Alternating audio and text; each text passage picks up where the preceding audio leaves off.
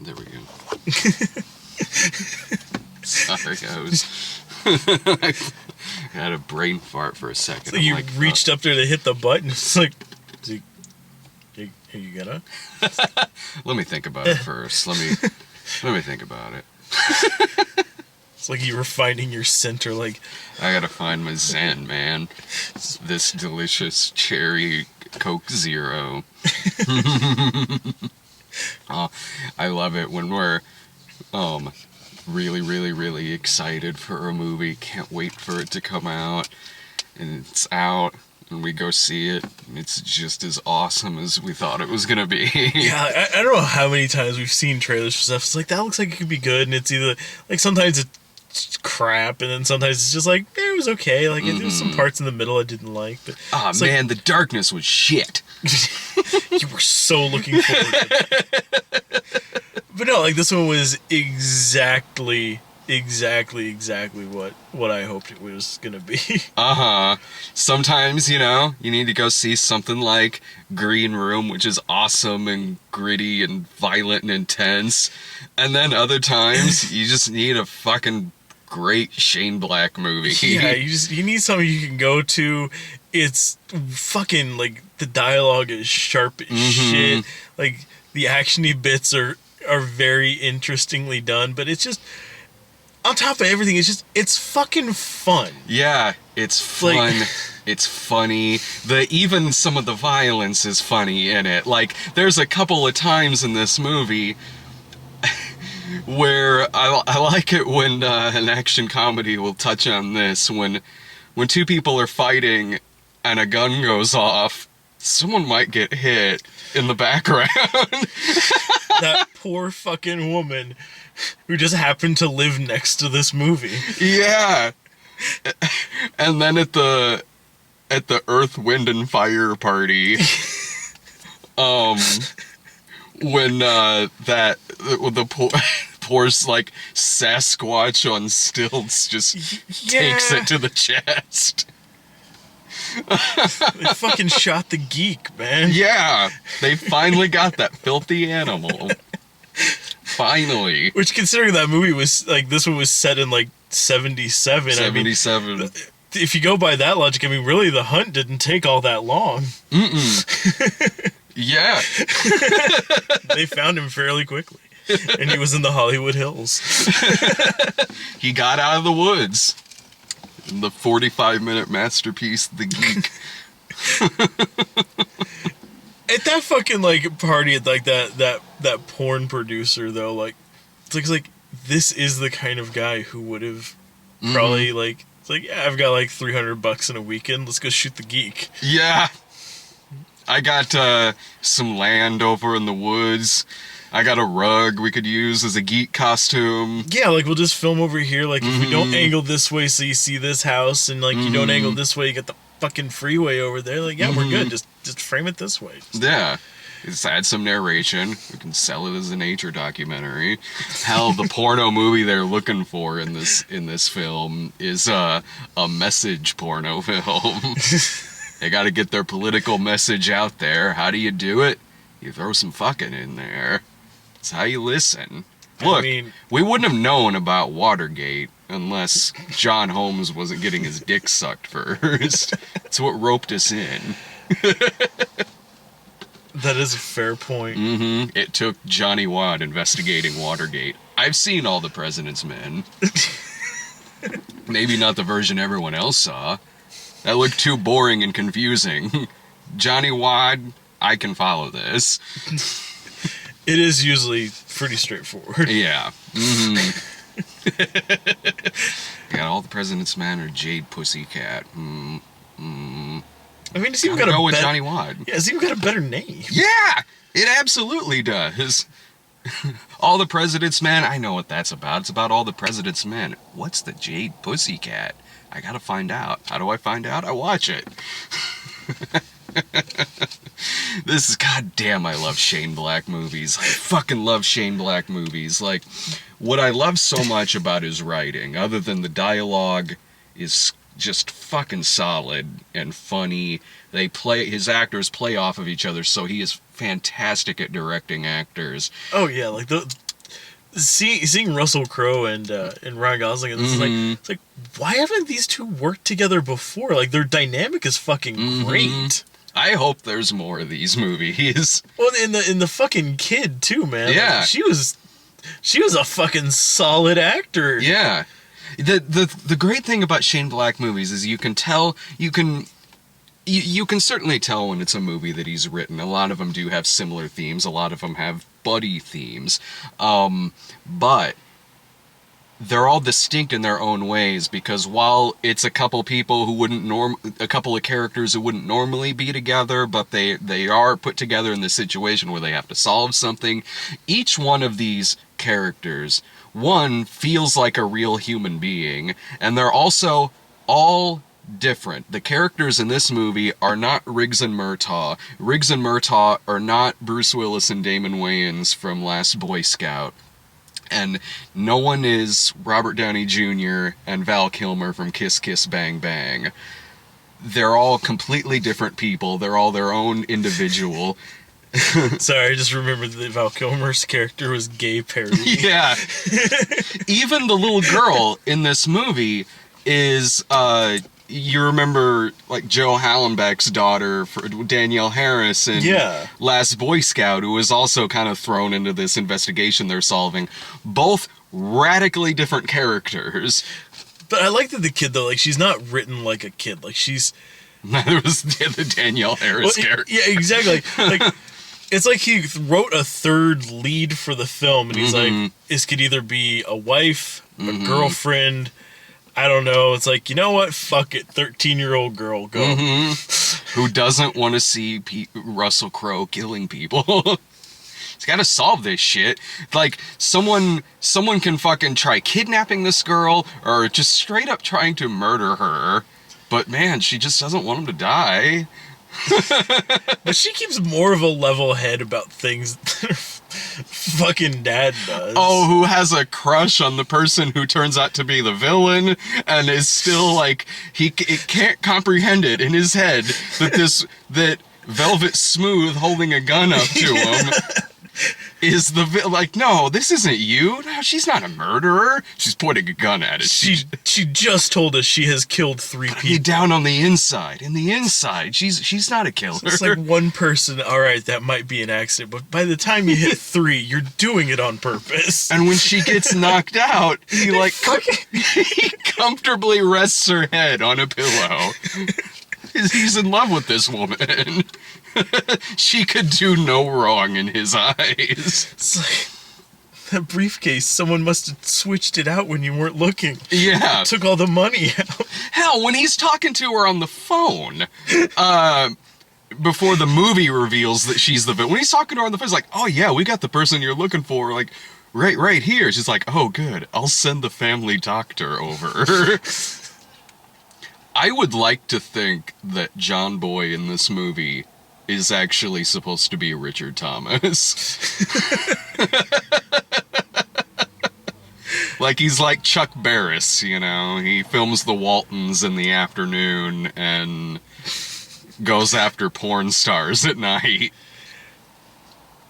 It's good to have a side job, you know? Like, it's like something like, you got one job that pays the bills, but then you have another that fucking pays the bills. Yeah, those sweet black suits he was wearing in this. I just like to think that secretly he's fucking, like, somehow, some way, like, a relative to, what the fuck was his name from Lethal Weapon? Mr. Joshua? Mr. Joshua. Yeah. Oh, fuck yeah. I can buy that. He has those sweet suits like Mr. Joshua. He's terrifying like Mr. Joshua. Just has that fucking face, just... It's like, where the fuck are you? He's fucking lighting, like, cigarette lighters on his arm and shit. Just to do it. Like, shit to do. So fucking unnerving. Like, Jesus Christ, the first act of violence we see him actually perform, he grabs a different 13-year-old girl and tosses her like a fucking sack of potatoes through a goddamn window. Yeah. Just goddamn cuz. And then, but after threatening her with a straight razor, while the other kid has a gun pointed at him. So it's like, what's going on? Like, now listen to me. If you hang up the phone, I'll only kill her. What? It's like, well, that's a fucking bargain. Yeah. You have the gun on him, just shoot him. Damn it, pacifist little girl. Just shoot him. Just fucking wing him or something. I like that it gets into that part of the late 70s where the little girl's this pacifist, and then they're also trying to find information from this like silent protest that's going on where this group is protesting the Jesus air. Christ. They're trying to find information out of them, but they're having a hard time with it because the damn protesters are pretending to be dead. It's like, we can't talk to you. Why? Why the fuck can't you talk? We're dead. It's like, why? Because of the air, the smog. They killed you. You're wearing gas masks.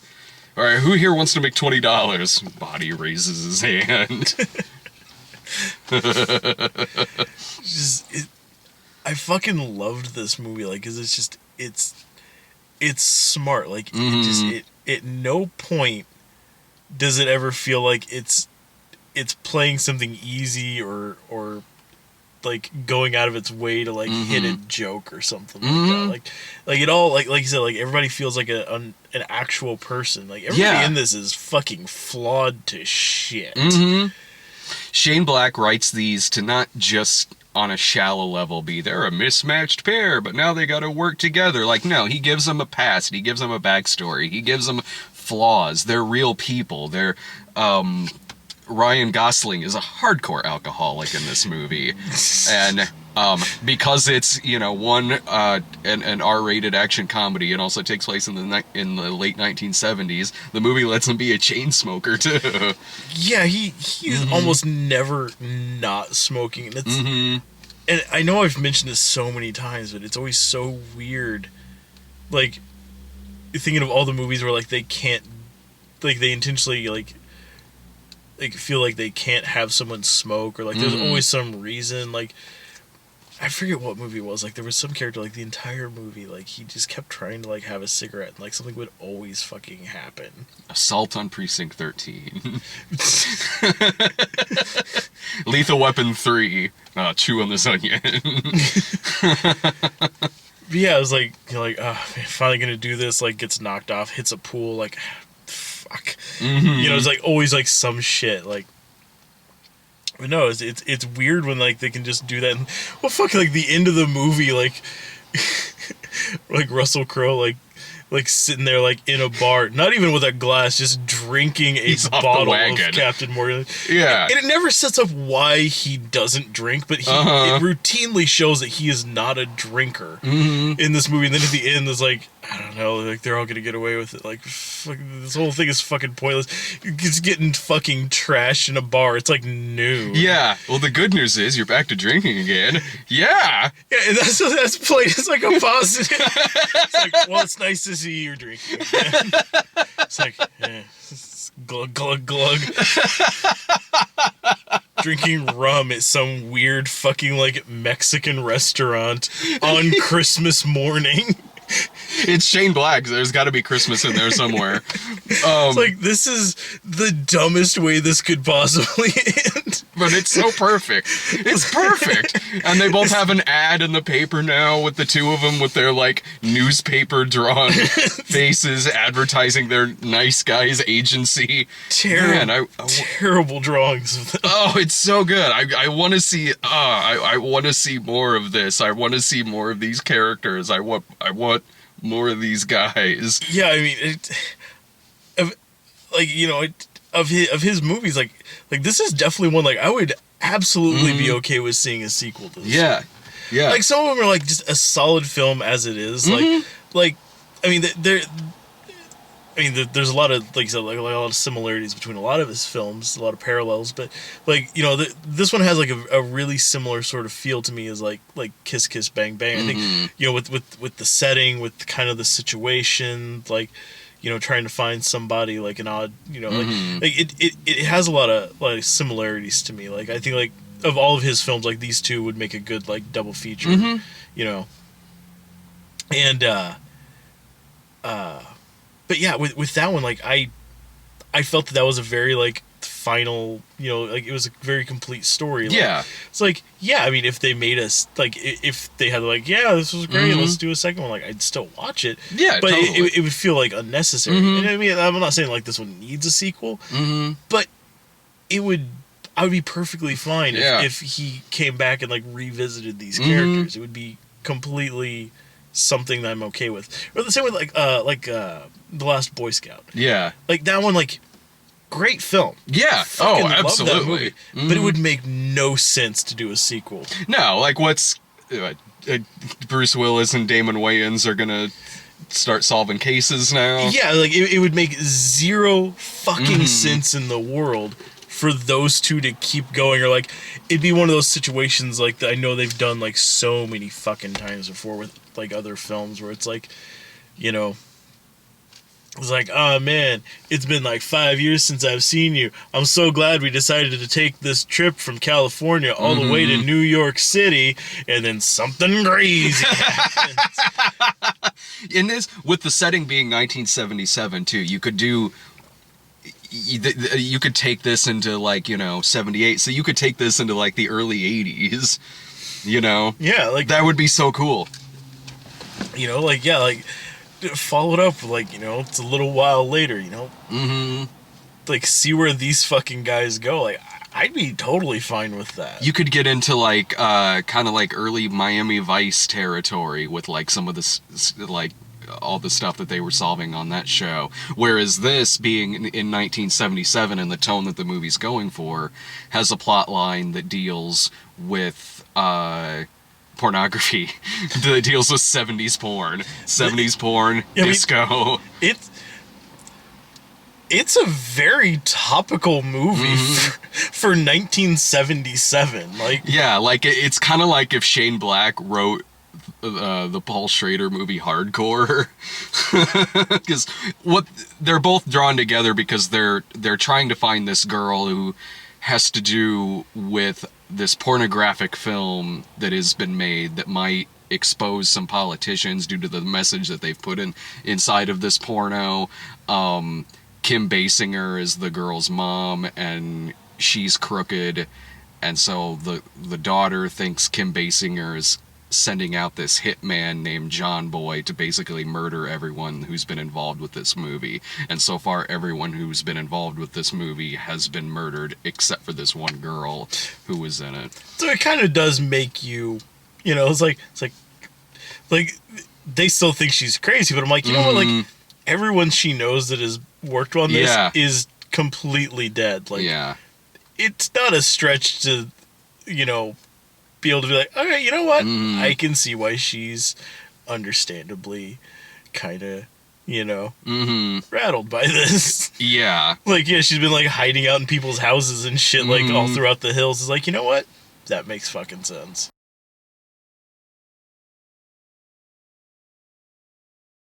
And whenever they find her, they either find a dead body or someone is trying to murder her. Like that great scene where they know she's having a meeting at this hotel on a top floor, so they're debating on whether or not they should go up there because they're pretty sure something horrible is going on up there.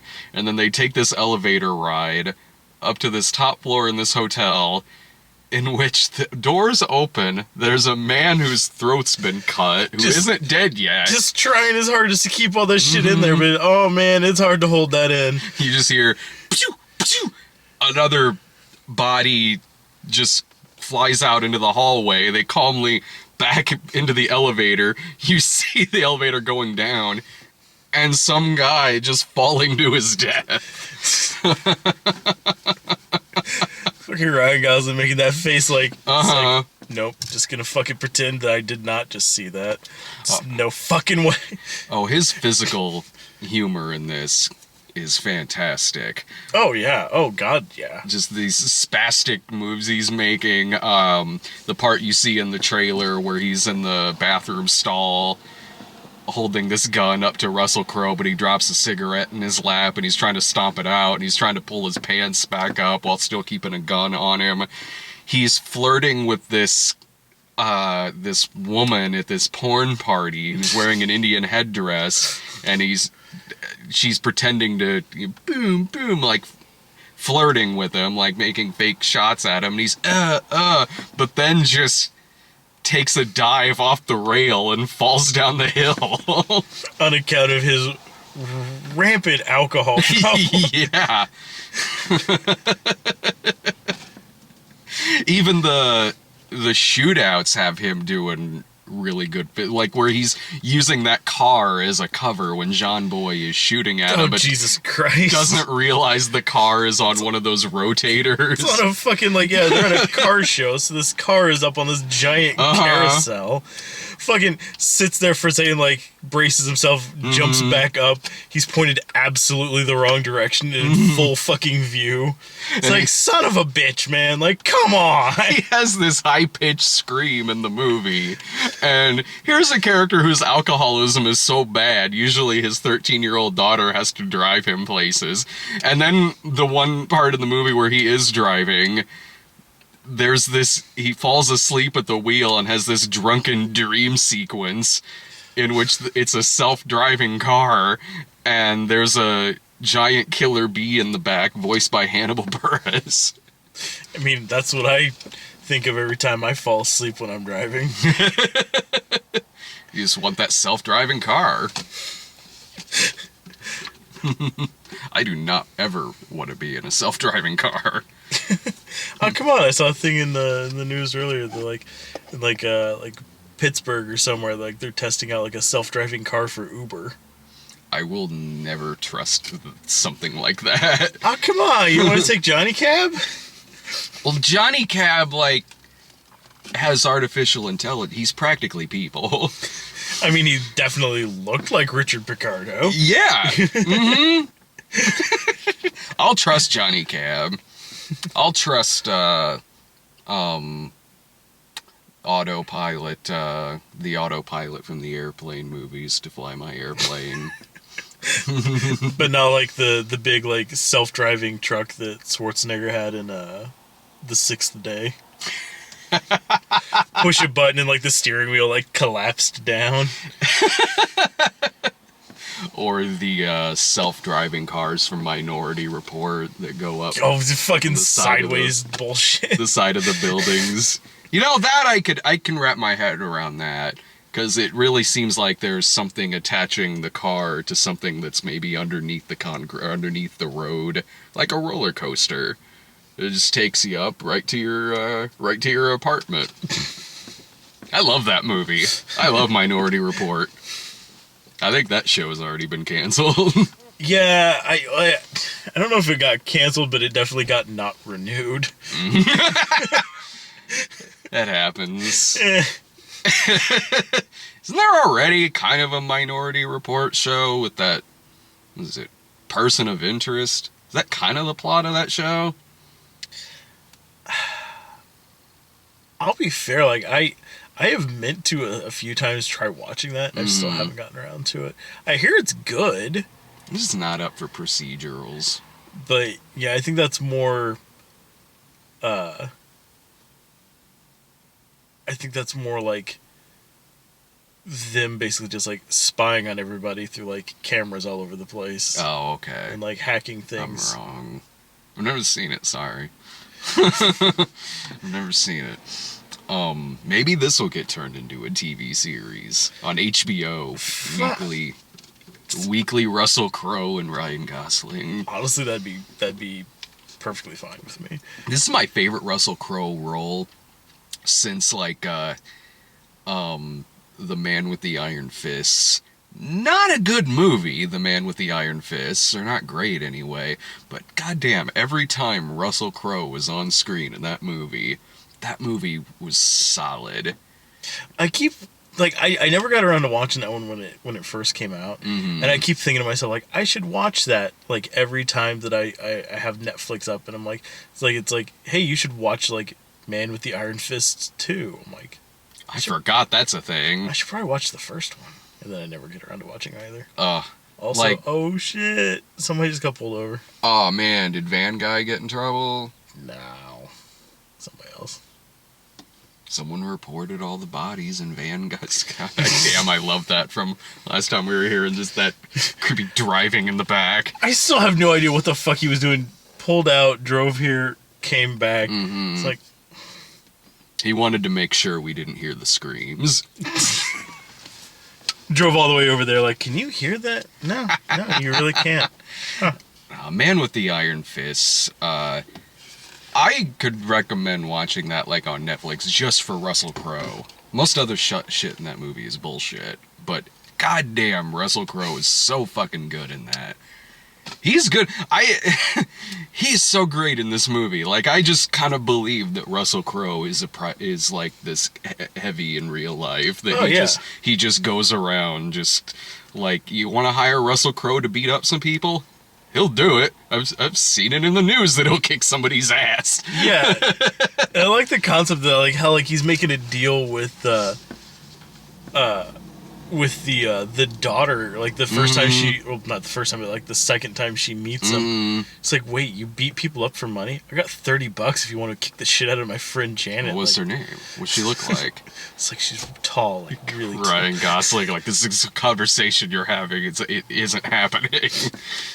That scene where Ryan Gosling wants to break into that bar and smashes his fist. Jesus Christ, that was one of my favorite fucking scenes in the movie. Mine too.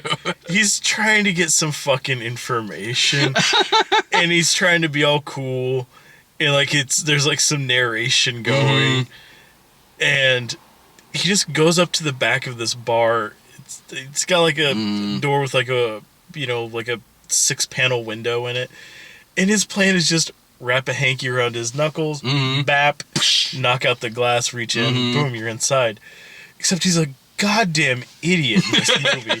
So he punches the window, pulls back, and it's just cut all over the place. He looked... It's like, Jesus Christ, like, were there a fucking bunch of, like, white supremacists on the other side of that glass? Like poor fucking Anton Yelchin from Green Room. He got, like, the same fucking treatment punching this tiny little window. That's a lot of blood. That's a lot of blood. Just keeps, like, letting go of it. It's, like, gushing everywhere, like, oh, fuck. And it cuts to him in an ambulance, like, I think we're losing him. I think we're losing him. And that's the thing that I love with this movie is, like, it does not take one single step back from any of the violence in the movie. Yeah. Like, when something happens, it is so big and so over the top and so graphic. Oh, poor Keith David falling from the rooftop. Just, Jesus Christ. Splattering on the concrete. That's after he's been shot 3 times. It's like the fucking, like, it was like the fucking end of, like, a Gallagher show out there. Yeah. It's like, when something happens, it fucking happens. Even the really quick gags in the movie, too. Like, Russell Crowe's previous relationship ending, and there's a quick cutaway to him having dinner with this woman who just up and says, like, by the way, I've been fucking your father. And it's this, at most, 20-second cutaway. It's just...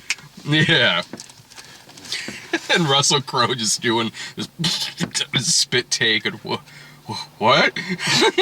Cuts back. That's probably why he was, I guess, a drinker for a while. Seems to have stopped, but it's okay. The arc of his alcoholism. Then he gets back on the wagon. Yeah. Mm-hmm. Just the wrong wagon. In the next one, he'll be the one who's drunk. And Ryan Gosling will be sober. It'd be like in Lethal Weapon 3 if Martin Riggs had quit smoking, but then Murtaugh started. It's like, I'm glad you're over this shit, Ed. My nerves. Well, if there ever was a TV series based on this, it will surely be better than how that Lethal Weapon series looks. What the fuck? I still need to see the trailer for that. Dude, it looks like if Lethal Weapon wasn't written by Shane Black, but was written by McG. I don't know if McG has anything to do with this series. Probably not. I don't know. But that's the vibe. It's like, goddamn, this trailer, seriously. Like, it does like the kind of suicide thing with Riggs, like in the first Lethal Weapon, but the humor that's in it is more like Lethal Weapon 3 and 4.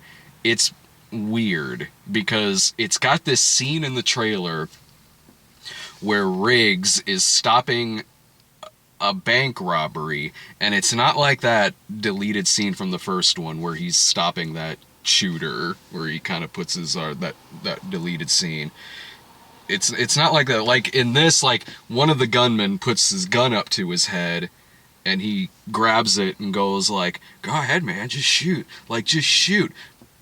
But it's not like intense like how they would do something like that in the first movie, because in this he like knocks the guy out, but then the countdown on the bomb in there starts counting down, and before checking on it, like, oh, super badass, picks up a piece of pizza to eat it, and then it's like the opening scene from Lethal Weapon 3 where the entire bank blows up.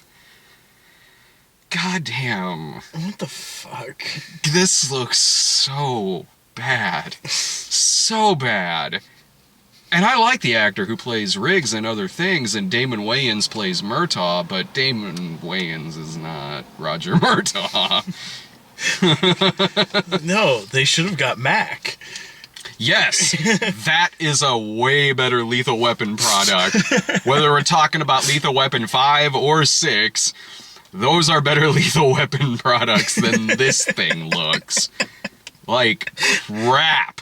Those were pretty faithful to the source material. Mm-hmm. And those seem to be taking place more like Lethal Weapon 1, where like Mel Gibson's accent was kind of sneaking through a little bit. Like, you want a French fry? It's like, is that what we call those here? Where are you from?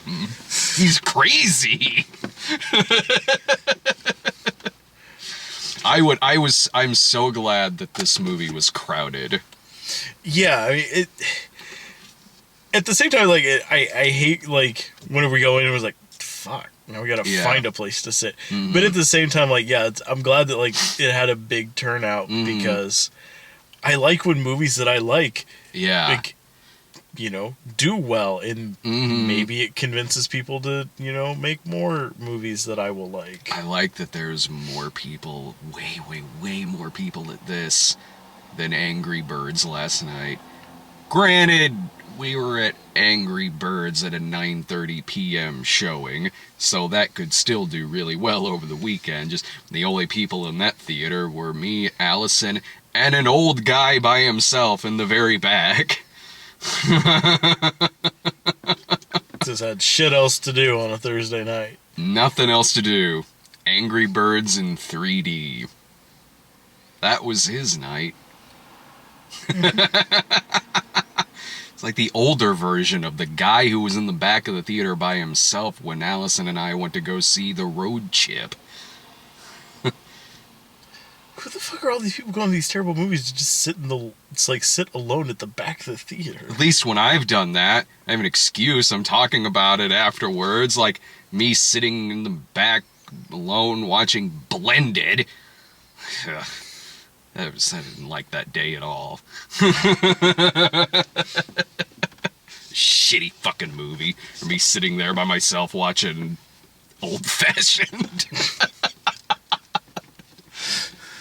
I mean, there was more people in the theater, but no one else was with me to go see Old Fashioned, which made me feel more alone.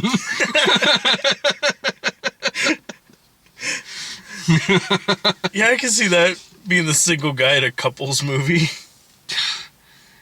If anyone thinks that's a real couples movie, they deserve to be alone for the rest of their life.